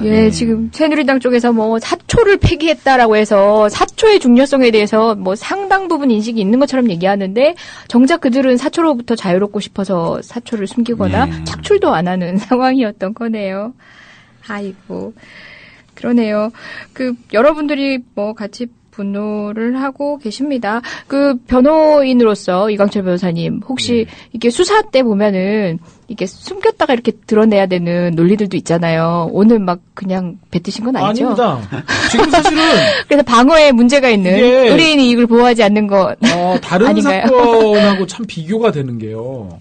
다른 사건은 어찌됐든 제가 이제 형사 사건을 해보면 의뢰인이 진실을 알아요. 사람 죽였냐? 근데 그렇기 때문에 이제 그 가운데서 이제 의뢰인하고 변호인 사이에 이제 그 뭐 비밀을 지켜주도록 다 돼 있죠. 변호사법에도. 자기가 한 짓을 안다는 거죠. 그렇죠. 그러니까 어쨌든 팩트는 나와 있는 거고, 다만 그것들을 어쨌든 유죄 입증 책임은 이제 검찰에게 있기 때문에 이제 피고인이 밝힐 거냐 안 밝힐 거냐 하는 이제 그런 선택의 문제만 남아 있는데, 이 사건은 정말 다 모릅니다. 몰라요. 어떻게 돼 있는지. 그래서 지금 현재로서는 이제 검찰을 통해서 여러 가지 퍼즐들을 좀 맞춰봐야 되는 거고요. 물론 이제 조명균 비서관이 올해 초에 검찰에 출석해서 노 대통령 지시로 삭제를 했다라고 이제 진술했다는 이제 언론 보도들이 있었고, 과연 그 과정에서 노무현 대통령이 삭제를 지시한 건지 어쩐 건지는 이제 또 조명균 비서관 얘기도 좀 들어봐야 되는 것이고요. 이제 그거는 지금 이후에 검찰 조사를 통해서 밝혀내야 될 부분입니다. 근데 어쨌건 저는 한 사람의 변호인, 이제 이 사건의 변호인이기 앞서 한 사람의 시민으로서 지금까지 검찰이 발표한 것들만 놓고 봤을 때도 과연 이것을 사초의 폐기 내지 사초의 실종으로 몰아가는 그런 프레임 자체가 맞는 거냐. 아니, 노무현 대통령이 만약에 진짜로 사초를 폐기하고자 했다면 그거 자체를 없앴겠죠. 지금 방금 우리 얘기했던 거하고 똑같은 거잖아요. 진짜 너덜너덜 넘겨준 이명박 정권, 그리고 그들과 다르지 않는 사람들이 이런 비난을 하고 있다는 게 지금 실제로 저희가 거죠? 뭐 정보공개 청구 소송이나 이런 걸 해봐도 회의록이나 이런 거 대상의 경우에도 회의록을 최종적으로 완성하고 그 전에 이제 초안들을 만들거든요. 그래서 회의 참석자들한테 회람하고 이렇게 수정하는 과정을 거치는데 정보공개 청구를 해보면은 사실 그 중간에 있는, 즉 회의록을 작성하기 위해서 최종적으로 확정하기 위해서 하는 중간 과정에 있는 것들은 공개 대상이 아니에요. 왜냐하면 그게 회의록이라고 보지 않는 거죠. 최종적으로 이제 다 해서 이게 회의록이다라고 되면 그게 이제 회의록이 되는 건데, 그런 어떤 일반적인 것에 비춰봤을 때도 지금 검찰이 취하고 있는 태도는 약간 좀 안 맞는 부분은 좀 있고요. 그래서 하여튼 좀 더 지켜봐야 되는데 왜 이렇게 급작스럽게 수사 결과를 발표했는지도 참 답답하고 좀 여러 가지 어려운 부분이 있네요. 국민의 알 권리 차원에서 하셨답니다. 그러니까 저는 더 복잡해지는 것 같은데. 정치라고 하는 것이 그 소임이 뭐냐. 저는 그렇게 옛날처럼 왕의 마음에 안 들면 야 니네 조용히 해. 조용히 안 하면 죽이고. 그런 시대는 아니지 않습니까? 우리가 민주주의라고 했을 때 표현의 자유가 보장돼 있는 거, 사상 양심의 자유가 보장돼 있고, 국민들 각자가 자기 생각들을 각축하고 그런 속에서 기본권을 보장하고, 우리 헌법이 설계하고 있는 시스템은 그런 거란 말이에요. 국민들이 자유롭게 자기 생각들을 갖고, 그래서 그런 것들에 따라 정당의 설립과 활동의 자유가 보장돼 있는 것이고요. 그렇다고 했을 때 이렇게 생각을 찍어 누르는 시대가 아니라 생각의 자유로운 활동과 그것들을 정당을 통해서 표출하는 이런 자유가 보장돼 있는 것이라면 정치의 소임은 그 속에서 갈등은 전제하는 거다. 네. 서로 생각이 다르니까 어떤 이슈에 대해서 생각이 다른 것들이 서로 부딪히는 것은 우리가 전제하는 거다. 네. 그거를 시끄럽다, 공론을 분열한다 하는 그런 프레임 자체가 반민주적인 거다. 저는 그렇게 네. 생각하고요. 네. 그렇다고 해서 정치의 소임은 서로 갈등 대립하는 여러 가지 생각들을 조정하고 그런 속에서 뭔가 갈등을 완화해가는 것이 정치의 소임이다. 저는 그렇게 생각하는 거거든요. 마찬가지로 국가기관 역시 그러한 정치의 소임에 맞게끔 자기가 부여받은 권한들을 행사해 나가야 되는 것이 저는 대의민주주의 시스템에서 너무나 당연하다는 생각들을 갖고 있습니다. 그런데 지금 우리 정치는 보면 뭐냐면 갈등을 완화시키기보다 갈등을 자꾸 증폭시켜요. 예. 갈등을 더 확대시키고 그 속에서 자기의 정치적 이익을 극대화하려는 그런 생각들을 갖고 있는 거거든요. 그 대표적인 예가 새누리당이고 조선일보이고 청와대란 말이죠. 어떤 국면 전환을 위해서 묵어두고 가도 될 것들 그리고 차분하게 진상을 규명해야 될 것들을 마구 기이한 프레임을 동원해가지고 상대방 정파를 무너뜨릴 수 있는 거라면 그런 극단적인 정쟁에 지금 현재 상황에 처해 있고 이것이 과연 정치인가 하는 생각이 들고요. 저는 그런 측면에서 검찰에 대해서도 정말 이해할 수가 없는 게 검찰도 정치를 해요. 어떤 국면에 자기가 링 위에 뛰어 올라가지고 자기네들도 막 정치적 판단을 막 하는 거예요. 옛날에 사원부나 이런 역할을 해야 될 사정기관이 정치적 판단에 따라서 막 사실관계를 비틀고 이런 모습들이 저는 이런 모습들을 보면서 우리 한국의 대의민주주의 체제의 중대한 저는 위험신호다 이런 생각이 좀 듭니다. 그러니까 지금 검찰이 이제 정치적인 행태를 보이는 것, 뭐 그것도 긍정할 수는 있겠는데, 자기 독자의 어떤 논리를 가지고 움직이는 그런 독립성과 중립성이 지켜지는 형태라면 뭐 어차피 검찰도 이제 하나의 정치 주체라고 볼 수도 있으니까요. 라면 괜찮은데 지금 특정 정파의 와 같이 움직이고 있다는 게 완전히 동조돼서 움직이고 있다는 게 진짜 큰 문제인 것 같고요. 그런 부분에 있어서 오히려 이제 갈등을 이제 중재하거나 아니면은 뭔가 진실을 밝혀서 의혹을 잠재워야 되는데 계속 의혹을 키우는 역할을 의혹을 검찰이 키우는 역할. 하고 있는 것 같아서 사실 이제 사정기관이 이렇게 되면 안 되거든요. 그렇게 네. 되면 국민이 믿을 곳이 없게 됩니다. 나중에 가면 다 정치적인 어떤 그런 행위들로만 분석이 되면은 국민들이 어떤 그 지표로 삼을 수 있는 그런 사실이라고 하는 것은 사라져버리게 되죠. 예. 그러니까 조금 속되게 표현하면 지금 저 조선일보나 그 집권 세력이 하는 행태를 보면 그런 것 같아요. 야, 꼬우면 정권 잡아라. 꼬우면 그건 아니지 않습니까? 아니, 그렇더라도 정권이라고 하는 게 국민들이 한번 니네가 그래야 이번에 보니까 니네가 한번 국정을 운영해 보는 게 좋겠다 해서 한시적으로 위임해 준 거고 거기에 따라서 평가를 받고 이제 너 좀 안 되겠다 싶으면 이제 그 다음번에는 또 선수를 교체해 주고 이게 대의민주주의 시스템이 설계의 본래 취지인데 우리는 죽어도 정권을 내놓을 생각이 없고 이번 기회에 니네들 아주 아작을 내서라도 우리는 권력을 계속 이어가겠다 이런 생각을 좀 저는 대단히 위험한 아까 말씀드린 것처럼 위험신호다. 대의제 얘기하고 갈등 얘기하는데 저는 갈등을 즐기거든요. 시끄러운 거 전 즐기거든요. 바로 그게 또 민주주의의 핵심인데요. 정작 갈등이 필요한 순간에는 사회를 시끄럽게 하고 그러니까 갈등 분자라고 해서 찍어 누르는데 앞장서는 게 또 검찰이기도 한 거잖아요. 그죠? 정말 갈등이 필요하고 이해관계의 조정을 위해서 자기 목소리가 필요한 현장에서는 지금 밀양도 그렇죠. 제주 강정도 그렇죠. 어떤 얘기도 듣지 않으려고 하고 갈등 상황 자체를 용납하지 않고 있잖아요. 그죠? 안타까운 얘기입니다. 거꾸로 둘 다 이제 상반된 상황에서 거꾸로 가고 있죠. 여기 보면 천사지기님 똑같은 마음인데요. 365일 속보에 특보에 정말 이 정권 뭐 하고 있는 걸까요? 정말 너무 피곤하네요. 이렇게 얘기하셨어요. 정말 피로감을 이렇게 호소하는 국민들이 굉장히 많으신데 그래도 좋은 소식 갖고 오신 변호사님 한 분 계세요. 우리 여기 주로 패소 전문 변호사님들이신데요. 패소 전문. 예, 지금 승소해 오신 분 한 분 계십니다. 박수. 예. 예. 박주민 변호사님, 이 피곤한 소식 말고 즐거운 뉴스 하나 주시죠. 예, 근데 아이고 쑥스러워하시니까 예. 제가 제목만이라도 먼저 뽑겠습니다. 여러분 기억하시는지 모르겠어요. 이하 작가님 저희 이재정 70.5에도 나오셨어요. 그 박근혜의 독사과라는 그림 예. 기억하시죠? 박근혜 대통령께서 수려한 자태로 백설공주 옷을 입고 계시고요. 독사과를 들고 있는 바로 그 사진, 그 다음에 전두환이었나요? 전두환이 수표 들고 있는 사진을 연예인에게 붙이기도 하고, 뭐 그런 일로 검찰 수사를 받으셨어요. 그리고 기소되고 재판도 진행이 됐는데, 지금 무죄가 나온 거는, 무죄가 나왔습니다. 예, 참. 무죄 나왔죠. 무죄가 나왔습니다. 그리고 그 소송 담당 변호사님이 여기 계신 아주 훌륭하신 박주민 변호사님이십니다. 예. 저는 뭐 사실 이번 이하님 변호인이 총 4명이었어요. 그러니까 제가 근데 그 중에 공교롭게도 제일 나이가 많아서, 저는 뭐 이렇게 막 고생을 하진 않았던 것 같고, 후배분들이 고생을 많이 하셨던 것 같고, 하여튼 후배분들이 고생을 많이 해주신 덕분에 네. 그 국민참여재판을 잘 진행해서 무죄 판결을 받았습니다. 이 사건 내용 좀 설명해드리면 네네.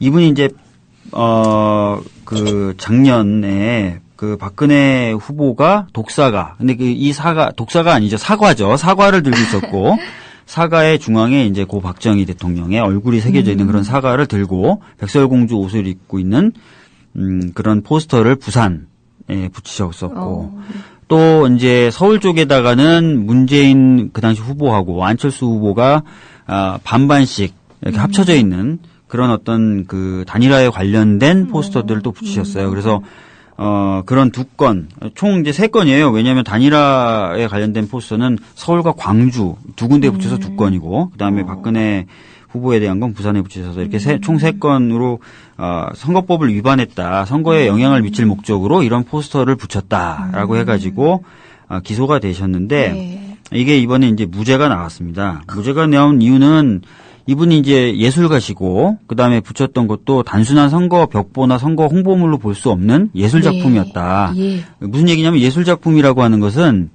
보는 사람마다 그 해석이 달라진다는 거예요. 그래서 이게 과연 박근혜 후보를 지지하는 건지 또는 비판하는 건지 해석하는 사람, 보는 사람의 입장에 달린 것이기 때문에 단순히 선거에 영향을 미칠 목적의 어떤 홍보물이라고 보기 어렵다라는 이유로 무죄 판결을 받으시게 된 겁니다. 예. 예. 그러니까 우리가 이렇게 생각해봐도 예술이라는 것이 그냥 뭐 이제 형이상학적인 저 현실하고 동떨어진 어떤 영역에서 추상화만 그리고 있는 게 아니잖아요. 사는 네, 모습을 그렇죠. 담아내야 되고 네. 특히 정치라는 거는 굉장히 매력적인 예술의 네.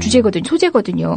근데 정치라 우리나라 같이 뭐 보궐선거니 뭐 각종 선거가 늘 있는 이 세상에서 공직선거법으로 안 걸 수 있는 게 없잖아요. 그렇죠. 그죠? 예. 특히 예술에까지 한다면은 일반 표현의 자유는 말할 필요도 네. 없는 거죠. 이분은 특히 이제 2000년대 초반부터 정치인들에 대한 풍자 만화라든지 영상이라든지 또는 포스터 작업을 계속 하셨었어요.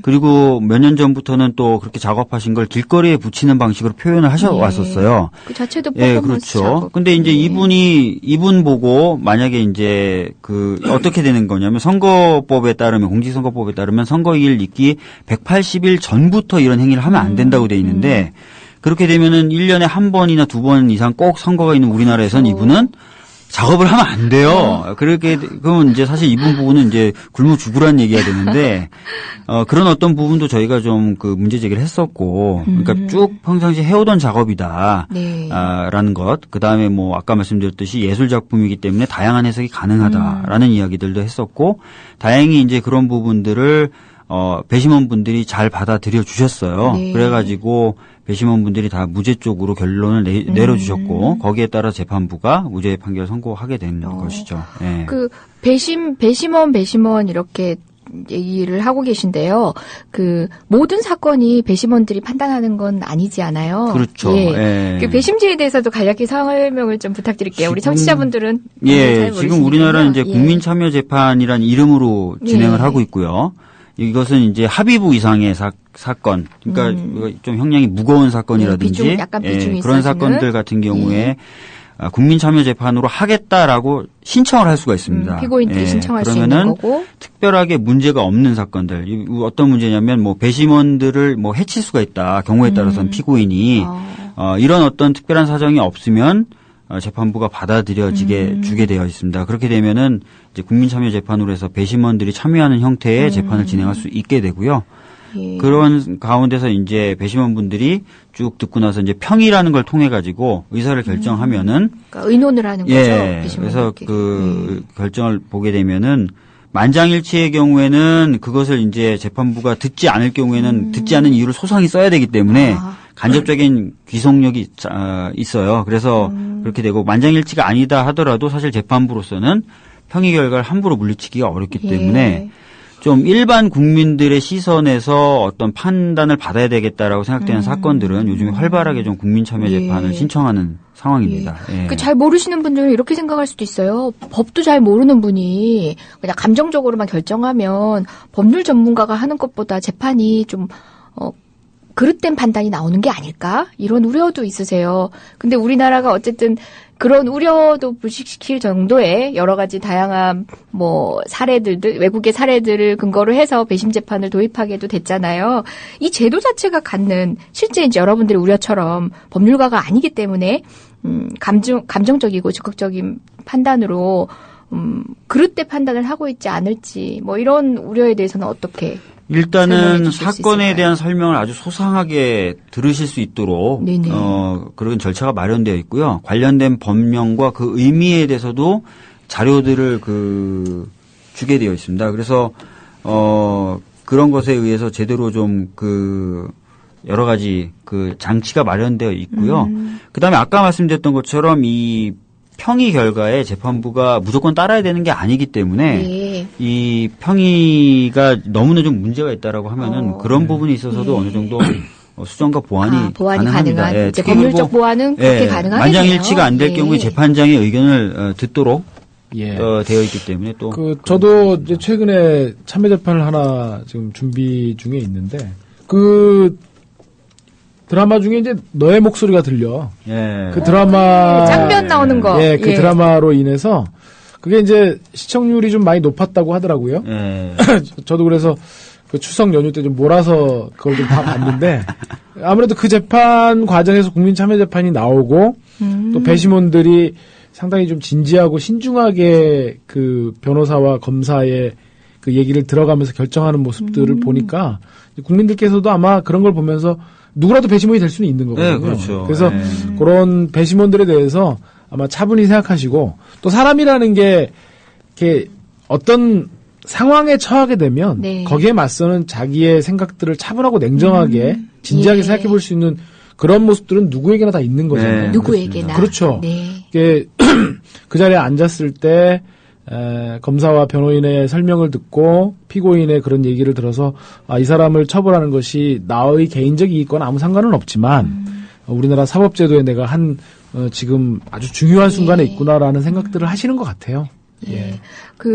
나와 정치적 견해가 다르다고 해서, 이 사람 잘 되게 해주기 위해서 앉아있다. 이렇지 않을, 여러분들이 한번 상상해보세요. 내가 배심원으로 앉아있다. 그러면, 나의 그런 편견들, 그런 바이어스들을 최대한 가두려고 노력하시게 될 거예요. 그런 게 분명히 존재하더라고요. 형벌을 선고할 수도 있다. 자기의 판단에 따라서 형벌을 선고받을 수 있다라는 무게감을 다들 느끼십니다. 다들 느끼시고, 정말 거짓말 안 하고 저는 국민참여재판 4번째인데 매번 느끼는 거지만 너무나 열심히 들으시고요. 너무 열심히 들으시고 질문도 하십니다. 특히 엊그저께 이하 작가 사건은 질문이 쏟아졌어요. 그러니까 물론 직접 질문하시는 건 아니고 재판장을 통해서 질문하는데 이제 메모지를 이제 건네봤는데 정말 여러 장의 그 질문지가 넘어갔고 또 그 질문들이 다 사건의 핵심들, 쟁점들에 대해서 아주 정확한 질문들을 법률가가 하시더라고요. 보기에도 네, 진짜로요. 저는 또 그런 국민참여재판을 통해서 사실 견제받지 않는 권력은 반드시 문제가 생기거든요. 부패한다든지 국민들의 상식과 동떨어진 결정을 한다든지 그런 것이기 때문에 지금은 좀 제한된 범위 내에서 국민참여재판이 시행되고는 있지만 이 국민참여재판을 통해서 좀 법원이 자기 결정이 국민들의 눈높이에 맞게끔 좀 생각할 수 있는 여러 가지 계기들이 될 수 있는 거라고 저는 생각을 합니다. 저도 그렇게 재판 갔다가 참 그 재판장으로부터 약간 좀 참 마음의 잔상이 오래가는 그런 처우를 좀 받고 왔는데. 저 그런 거 이틀에 한 번씩 있는데 늘 강해지셔야죠. 그래서 억울하면 판사 되든가. 네, 아니 그 기일을 잡는데 신속한 재판을 막 뭐라고 하면서 뭔가 기일을 좀 뒤로 늦춰주는 거를 무슨 시혜를 베푸는 듯이 이렇게 얘기를 맞아요. 하는데. 그런 판사. 그러면서 우리는 뭐 늦게도 상관없고 빨리도 상관없는데 뭐 상대방 변호사하고 합의만 되면 뭐 해라 그러면 상대방 변호사가 뭐 빨리 했으면 좋겠다 그러니까 뭐 좀 주시죠 뭐 저렇게까지 얘기하는데 뭐 이런 식의 그래서 그런 거를 보면서 법관이 가지고 있는 그런 권한이라고 하는 것들이 어디서부터 유래한 것인지 국민참여재판을 통해서 판사들이 많이 느낄 수 있지 않을까 하는 생각들을 좀 해봤습니다. 실제 박정희 변호사 여기 홍유리님께서 올려주셨는데 승리의 변호사라고 했는데 그다음 뭐 승리 많이 하시는 분은 아니신 것 같아요. 아니신데 실은 근간에 선거법 관련된 사범들이, 그러니까 피고인들이 죄송합니다. 버릇이 됐어요. 선거 사범 이렇게 붙여야 될 것 같아요. 무죄로 나오는 경우가 굉장히 많았어요. 변호사들이 짐작해 보건데 이게 법관이 만약 판결을 선고했다라면 유죄가 나왔을 거야라고 생각되는 사건들조차도 국민들은 무죄를 주신 경우가 많았어요. 있죠. 그 경향을 어떻게 봐야 돼요? 국민들 너무 마음이 넓나요? 엄격하지 못했나요? 아니죠. 사실은 어떻게 보면은 법관들 같은 경우에는 상당히 좀 기계적으로 판단을 한다고나 할까요?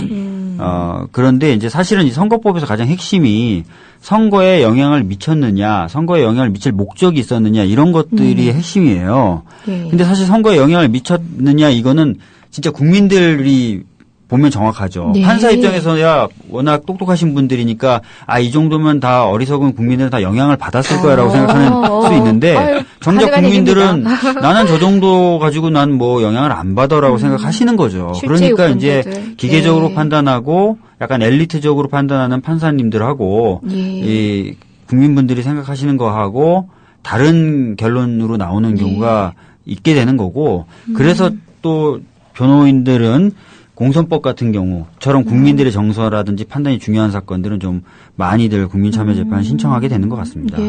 그건 우리 선거법에 좀 문제에 기인한 것 같기도 해요. 선거법이 지나치게 규제 위주로 되어 있어요. 그렇죠. 그래서 결국은 뭐 돈을 먹자는 거였는데 말을 먹는 방식으로 되고 있고 그래서 뭐 무수히 많은 위헌재청이 있었고 헌법재판소에 가서 또 뭐 위헌 판결을 받아서 개정이 되는 경우도 있었는데 저는 지금 국민참여재판을 통해서 무죄가 되는 경우 그러니까 선거에 있어서 이런 얘기조차 허용되지 않는 것인가를 국민의 시선에서 이렇게 판단을 받아보면서 추측되는 사례들이 또 선거법을 개정하는데 꾸준히 활용되길 바랍니다.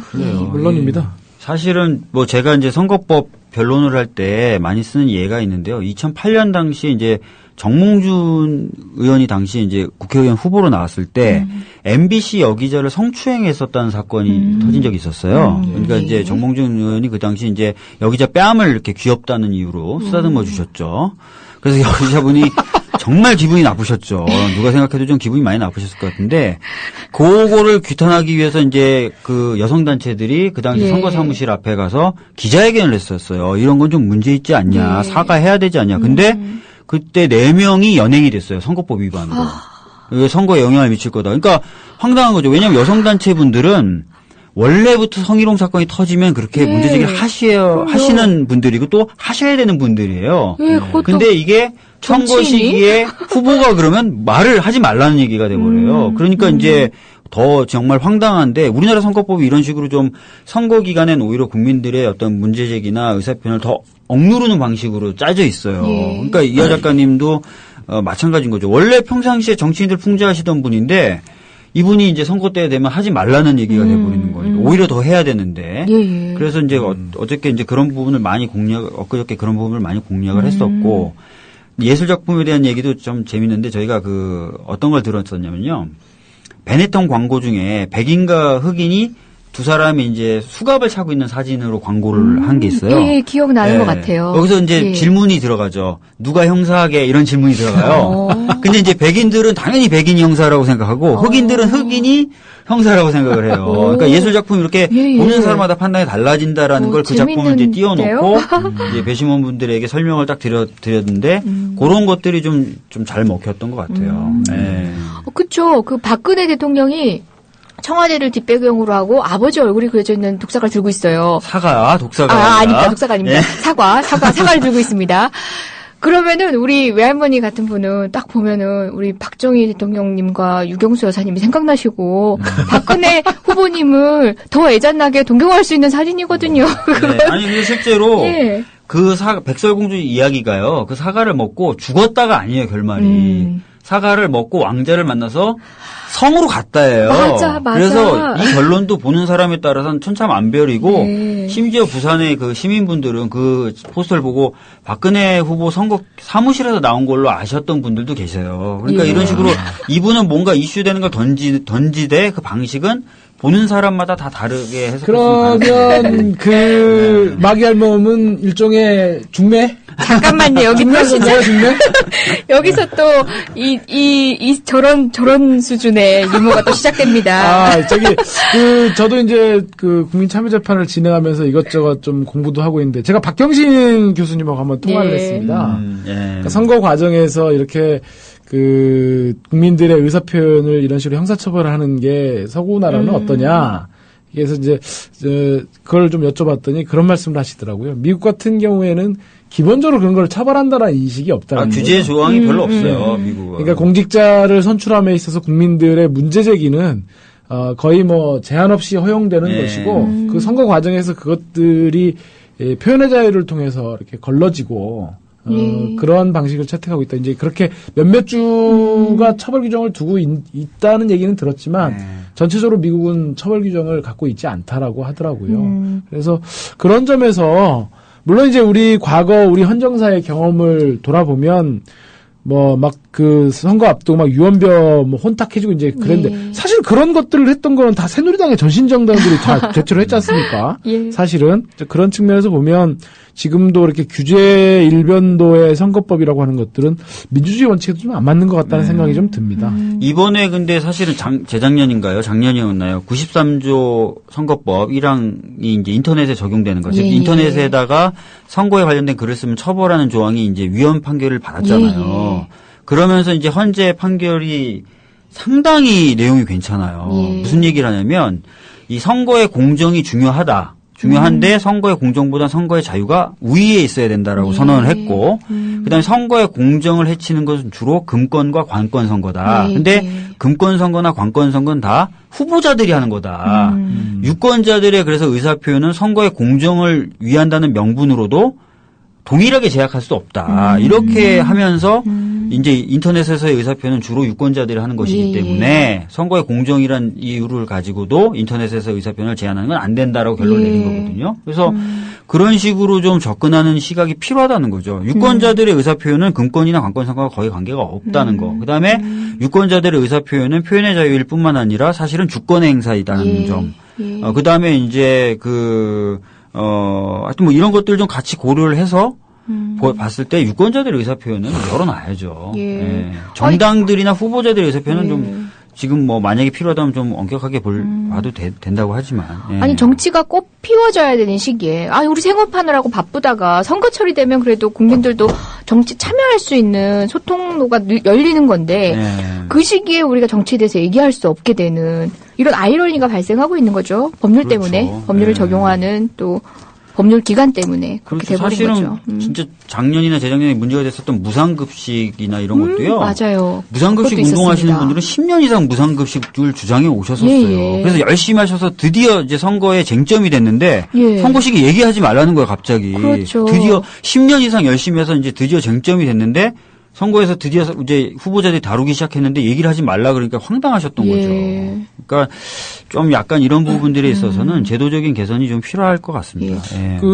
제가 그 국민참여재판 준비하는 과정에서 부산에서도 선거법 관련 국민참여재판이 있었습니다. 그래서 제가 이제 그 판결문을 한번 확인해 봤는데 이게 제가 굉장히 놀랐어요. 이게 부산에서 했잖아요. 어떤 내용을 이 피고인분이 올리셨냐면요. 그 판결문 그대로 좀 말씀을 드려보면 2012년 7월 17일 저녁 7시 40분경에 해운대에서 이렇게 올렸습니다.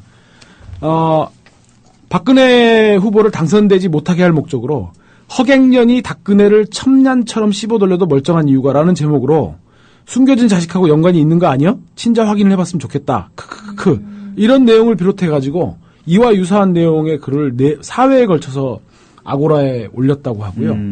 이게 이제 허위사실 공표로 기소가 됐던 부분이고 후보자 비방죄 같은 경우에는 쥐명박과 박근혜년이 보수 집단의 쌍두마차라고 하는데라는 제목으로 한 놈은 쪽발이 천왕에게 대갈통 쪼아리는 지금은 때가 아니다 라고 말하는 거의 간첩 수준의 발언을 하면서 살아온 인생이 온갖 사기질로 범벅이 된 놈이고 또 한 놈은 대갈통에 총알 박히고 얼굴에 칼 맞고 심심하면 뽕 막는 집구석이고 이것이 완전 조폭들이 하는 꼬라지 아닌가. 이런 조폭 집단이 지금도 대한민국을 말아먹고 있다.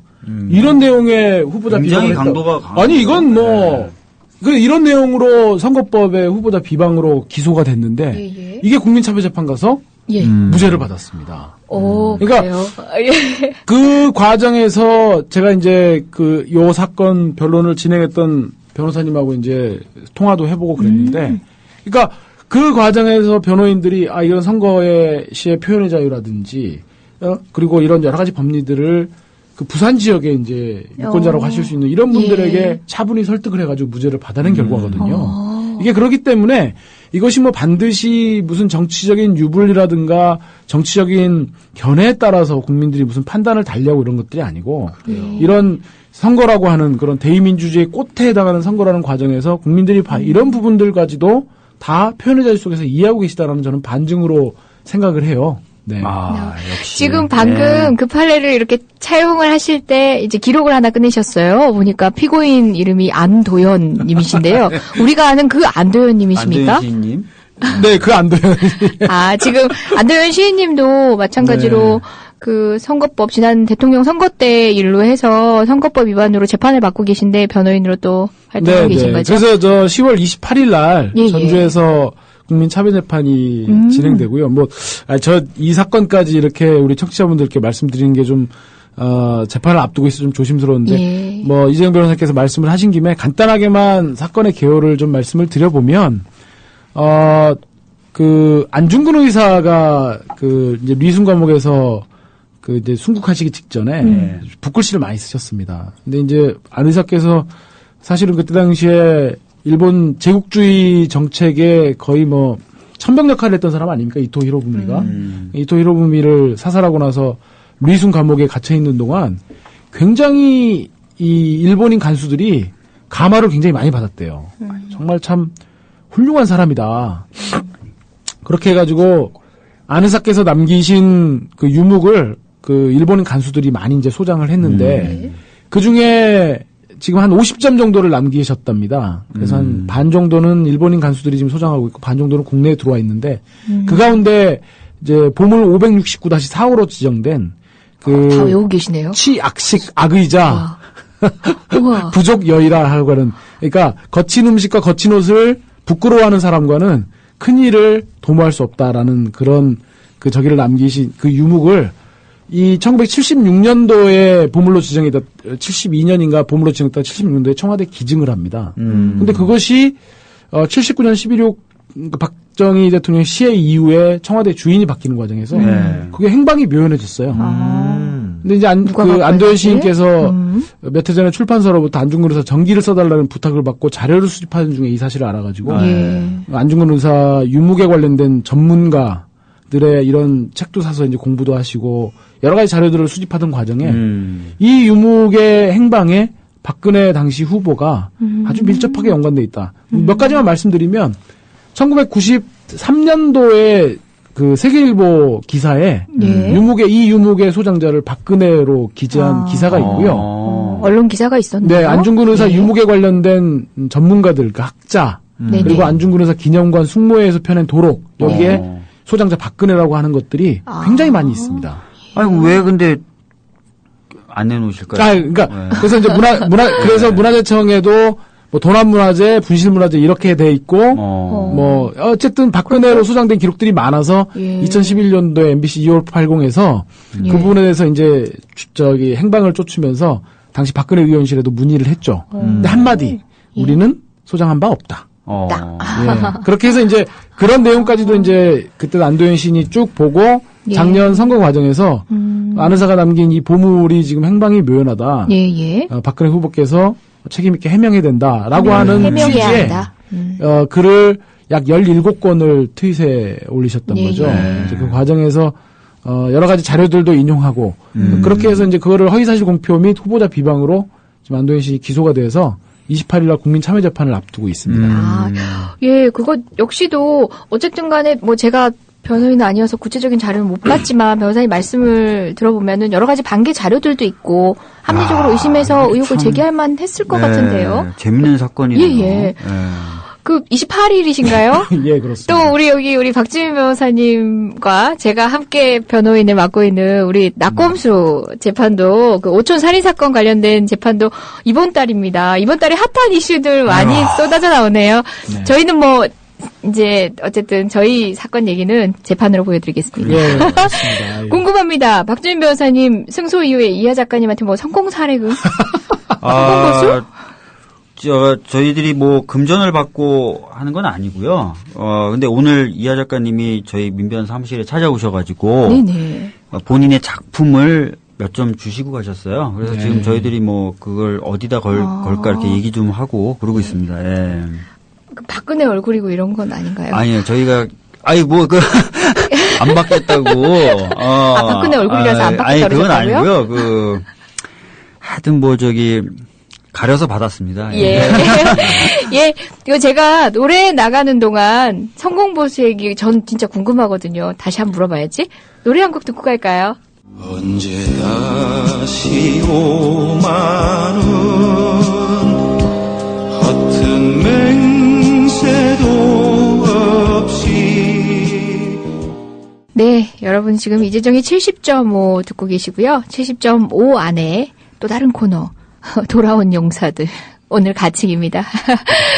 추석 특집 방송을 빅히트 쳐서 우리 국민방송에 면을 세워주신 히트의 두 기준이 뭐예요? 변호사님. 뭐예요? 저기 진행자 말씀하실 때는요. 네, 가만히 죄송합니다. 계신 겁니다.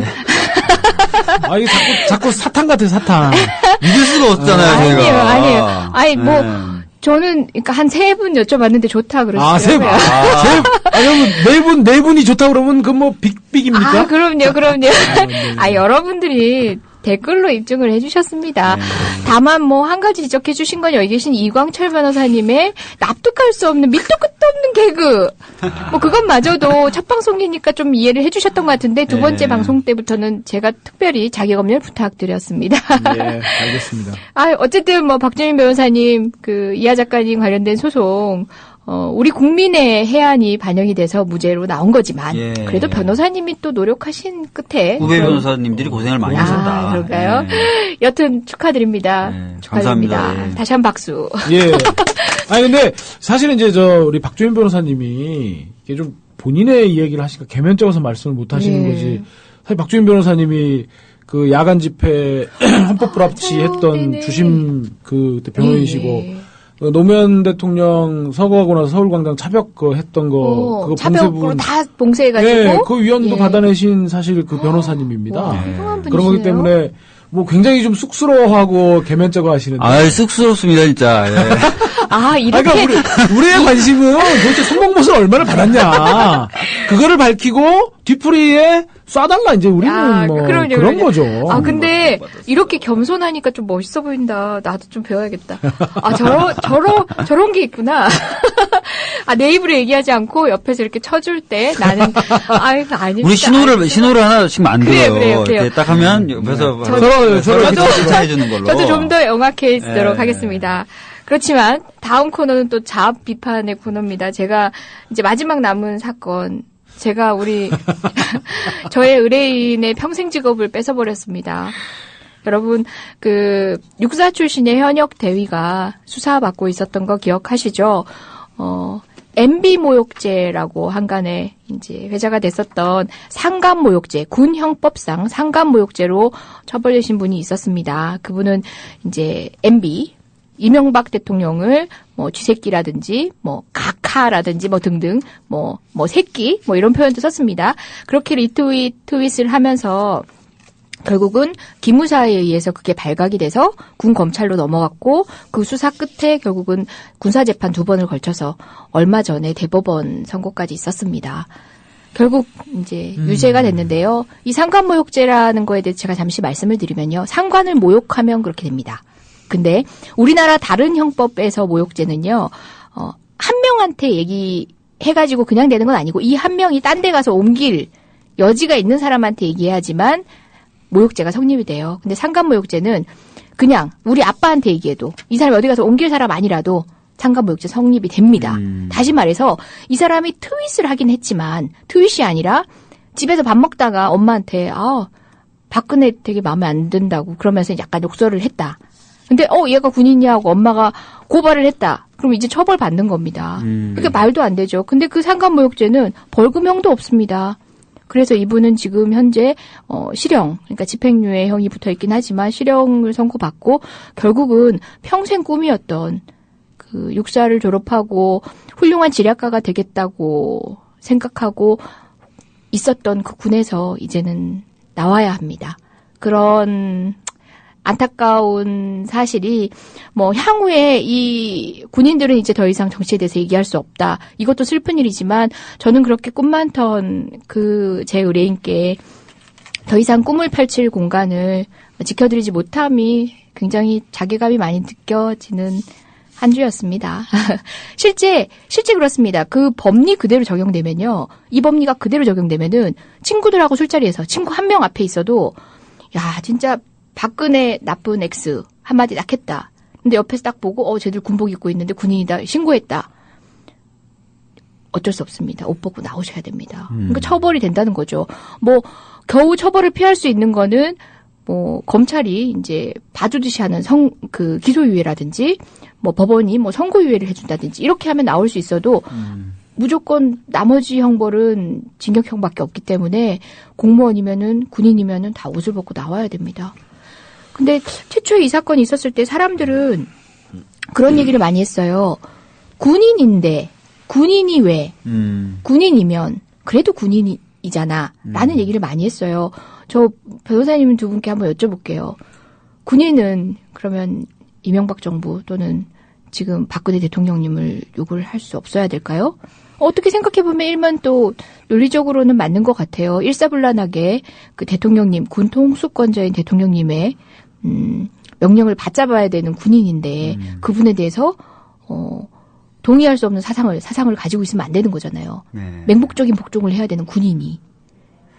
어떻게 생각하세요? 근데 저 같은 경우에는 이제 그렇게 생각 안 하죠, 당연히. 그 독일의 경우에는 아시다시피 군인이 폭넓은 예. 시민적 권리들 다 향유하고 예. 있습니다. 예. 아시다시피 2차 대전 끝난 다음에 독일의 군대를 다 해산시켰었죠. 왜냐하면 유태인 학살이라든지 또는 유럽 침공의 책임이 그 군대에 있다라고 해서 예. 군대가 없었다가 나중에 군대를 다시 만들게 되는데요. 그때 이제 다시 한번 이런 식으로 군대가 어떤 인권 유린이라든지 이런 데 동원되면 안 된다는 차원에서 군인들에게 시민적 권리를 대폭 인정하는 형태로 군대 조직을 만들게 됩니다. 그래서 군복 입은 시민이다, 군인도. 예, 이런 식의 얘기가 나오게 되죠. 기본이죠. 사실은 군인도 사실은 군복을 입은 시민이지 무슨 군인이 그냥 바로 군인은 군인일 뿐이다라는 말은 안 되는 거죠. 그래서 그런 부분에 있어서는 저는 군인들도 기본적인 그리고 사적인 공간에서의 어떤 개인적인 의사표현 이런 것들은 다 충분히 좀 보장돼야 된다고 저는 보고 있습니다. 예. 예. 실은 저도 사건을 준비하면서 방금 그 독일의 군인사법을 참조를 많이 했었어요. 독일 같은 경우는 2차 대전 당시에 그 나치의 행태 그런 범죄를 보고 생각하지 않은 군인이 얼마나 무서운가를 알게 된 거죠. 우리가 정치적 중립성 얘기를 하는데요. 그 가치 판단이 결여된 상황에서의 그 군인들은 결국 우리는 정치적 중립성을 강조하다가 어떻게 됐습니까? 쿠데타가 몇 번 있었습니까? 바로 그렇게 그렇죠. 민주주의와 네. 헌법이 유린되는 상황을 목도할 수밖에 없는 거죠. 네. 독일의 군 인사법은 이렇게 돼 있대요. 군인은 업무 수행에 있어서는 정치적 중립성을 지켜야 된다. 그리고 뭐 업무에 있어서는 뭐 정치적인 뭐 행위를 해서는 안 된다 하면서 단서가 있어요. 그럼에도 불구하고 업무 시간 중이라도 그 동료와 사담에서 정치적 의견은 교환할 수 있다. 네. 라고 나옵니다. 그 정도로 아까 그 군복 입은 시민이라고 얘기했는데요. 제복 입은 시민이라는 말 저도 들었던 것 같아요. 맞습니다. 기본적으로 우리는 나사나 부품을 이용하는 게 아니잖아요. 군인이라고 할지라도. 기본적으로 선거권이 있고 투표권이 있는 시민들이 군 역할을 하는 거잖아요. 그렇다 보니까 그 사람이 24시간 그리고 뇌 안의 모든 사상들을 오롯이 다 군인에 복무하기는 할 수 없는 거잖아요. 그런 것에 대한 분화되지 않은 판단들이 저는 이렇게 경직되게 유죄를 대법원까지 끌고 온 것 같습니다. 저는 저도 이제 뭐 국가원수에 대해서 뭐 이것저것 뭐 이렇게 뭐 경멸조의 표현을 한 것은 아니었는데, 군인들에 관련된 형법, 그러니까 그 형사사건을 진행하면서, 그러니까 우리 청취자분들 중에는 그런 생각을 하시는 분도 계실 것 같아요. 아니, 다른 사람도 아니고 군인이 어떻게 그런, 말을 할 수 있냐. 제가 맡고 있는 지금 사건 중에 하나는 뭐가 있냐면, 그 화천에서 그 근무하던 그 사병이, 예. 이게 김정일 국방위원장이 이제 죽었을 때, 그 사람들하고 그렇게 얘기한 거예요. 야, 김정일 걔 XX 잘 죽었다 뭐 이제 이런 식으로 하니까, 야, 그래도, 북한의 최고 지도자인데 그런 식으로 말하는 거 좀 너무한 거 아니냐? 이제 이런 식으로 얘기하고, 뭐, 자꾸 옆에서 해봐 그러니까 김정일 만세 이제 뭐 이런 불렀다는 뭐 주변에 막 얘기들도 있고 해가지고 국가보안법으로 기소가 됐는데, 그러니까 적절치 않은 것과 그 행동으로 인해서 형벌을 받아야 되는 거는 명백히 전 구분이 돼야 되는 문제라고 네네. 생각해요. 그러니까 예. 군인으로서 어쨌든 남과 북이 군사적으로 대치하고 있는 상황에서 뭐 어쨌든 국가의 대통령을 그런 식으로 경멸적으로 표현하는 것이 적절했냐? 뭐 이제 이런 부분들은 뭐 그런 지적이 있을 수는 있겠죠. 예. 근데 과연 그런 식의 표현을 했다고 그래서 그 사람이 육군사관학교를 나와가지고 예. 어쨌든 총망받는 군인으로서 주변의 예. 기대를 한 몸에 받던 사람의 어떤 인생 전체를 다 그렇게 사실상 그렇게 끝내게 만드는 그런 형사처벌이 과연 타당한 것인가 하는 부분은 우리가 이성적으로 구분해서 생각해야 되는 거고 그런 점에서 우리가 참고하면서 따라가고자 하는 지금 먼저 우리 앞에 길을 갔던 문명국의 선례들이 예. 바로 그런 제복 입은 시민의 그런 개념들을 세워가지고 운영하고 있다. 네네. 이런 부분들을 우리 청취자분들께서 한번 좀 깊게 생각을 해봐 주셨으면 좋겠습니다. 예, 실제 저는 변호사로서 제가 자괴감이 컸던 건 뭐냐면요. 제 의뢰인은 어쨌든 정말 인생을 걸고 싸우신 거예요. 다시 말해서 처음부터 잘못했다라고 얘기를 했으면은 다른 사례에서는 다 기소유예가 됐어요. 기소유예가 됐어요. 반성하지 않아서 결국은 재판까지 이르게 된 거거든요. 제 입장에서는 그냥 법률가이고 또 법의 가장자리를 더듬어가면서 저 나름대로 사명감을 느끼는 변호사의 업을 하고 있지만 그분은 인생을 걸어야지 싸울 수 있는 문제였어요. 그분이 만약 군 검찰에서 제가 잘못했습니다. 제가 다시는 이런 일이 없겠습니다. 라고 했더라면 그분은 아직도 군인일 수 있는 분이었습니다. 그래서 뭐 제가 물론 그분의 결단을 강요했던 건 아니지만 그렇게 의연하게 싸우시다가 맞닥뜨리는 결과는 너무 가혹한 거죠. 그 자괴감이 커요, 지금도. 저도 이제 형사 재판을 하면서 종종 느끼는 거지만 우리가 이제 법률가들은 우리 형법 시간에 형법의 보충성에 대해서 공부하지 않습니까? 예, 보충성. 그러니까 사회를 유지하고 어떤 사회의 위험성이 있는 행위들을 규제함에 있어서 형벌은 가장 최후적으로 동원돼야 되는 수단이다. 왜 그러냐면 형벌이라고 하는 것은 사람의 목숨을 빼앗을 수도 있는 거고 또 그 과정에서 지금 그 현역 육군 대위처럼 평생 자기가 꿈이었던 군인으로서의 삶을 포기해야 되는 이런 경우들도 되게 많은 거고요. 그런 것이어서 형벌을 줌에 있어서 아무리 신중해도 지나치지 않다. 근데 우리 사회는 이게 형벌의 보충성은커녕 형벌이 맨 먼저. 이게 무슨 일이 있으면 형사 만능주의. 네, 그렇습니다. 무슨 일이 있으면 우르르 검찰이 달려들어가지고 사람부터 잡아들이고 이런 식의 좀 잘못된 문화 또 이런 것들이 검찰의 어떤 그 비대화 이런 거랑 맞물려 있는 상황이어서 우리가 정상적인 사회, 좀 상식적인 사회, 문명국가의 그런 사회로 나아가기 위해서는 이런 형법의 보충성이라고 하는 부분들도 그래서 우리 청취자분들께서 조금 제가 그 간곡히 부탁을 드리고 싶은 것은 어떤 행위가 적절하냐 아니냐의 그런 판단과 그런 행위에 대해서 형벌을 줘도 되는 것이냐 하는 부분들은 정말 차분하게 구별을 해서 생각해 주십사 하는 말씀을 드리고 싶습니다. 그리고 아까 이재정 변호사님도 말씀하셨지만 군인이 비판적인 의식을 갖거나 또는 비판적인 의사표현을 하게 하는 게 왜 중요하냐. 이 부분 제가 조금만 더 보충을 좀 하면요. 아까도 얘기하셨지만 사실은 2차 대전 당시에 엄청난 유태인 학살이 있었고 거기에 대해서 이제 한나 아렌트 같은 학자들이 분석을 했을 때 그런 광기가 그런 어떤 일을 가능하게 했었다라고 하는 게 아니라 사실은 평범성, 게으름. 그러니까 무슨 얘기냐면 무비판적으로 그러니까 특별히 사유하지 않고 고민하지 않고 무비판적으로 명령을 수행하는 그런 게으름 때문에 오히려 그런 홀로코스트들이 가능했다라는 거거든요. 상관의 명령이라는 이유로 아무런 비판은 의식 없이 아무런 고민 없이 무조건 따랐던 그런 공무원들과 군인 때문에 그런 일이 가능했었다라고 한나 아렌트 같은 학자들은 분석을 한 거거든요. 그래서 사실은 아까 말씀드렸듯이 독일 같은 데서 군대를 재조직하면서 다시는 그런 일이 있어서는 안 된다. 즉 명령에 따라서 명령이 있다는 이유로 군인이 막 기본권을 유린하거나 이런 일이 있어서는 안 된다. 비판을 하고 사유할 수 있도록 만들어야 된다라고 해서 사실은 그런 시민권들을 다 보장했었던 거고 제가 알기로는 독일 군인들은 집회의 자유도 누릴 수 있는 걸로 알고 있어요. 그래서 그런 어떤 기본권들이 좀 보장이 돼야 되고 그러면 그 이익은 국민들에게 온다는 것이죠. 뭐 아시다시피 우리도 광주 있었었고 뭐 여러 차례 어떤 군인이 인권을 침해하는 일들이 있었잖아요. 그런 일들이 다시 또 벌어지지 말라는 법이 없는데 그럴 때 군대 내부에서 제어가 돼야 되겠죠. 군인들이 상관의 명령에 무조건 따르는 게 아니라 저희들은 국민 전체에 대한 봉사자입니다. 비판하고 표현하고 이러면서 제지가 안에서 내부에서 이제 이루어져야 되는데 그런 것들을 위해서 반드시 필요한 어떤 기본적인 어떤 정치적 권리들은 좀 인정이 될 필요가 있습니다.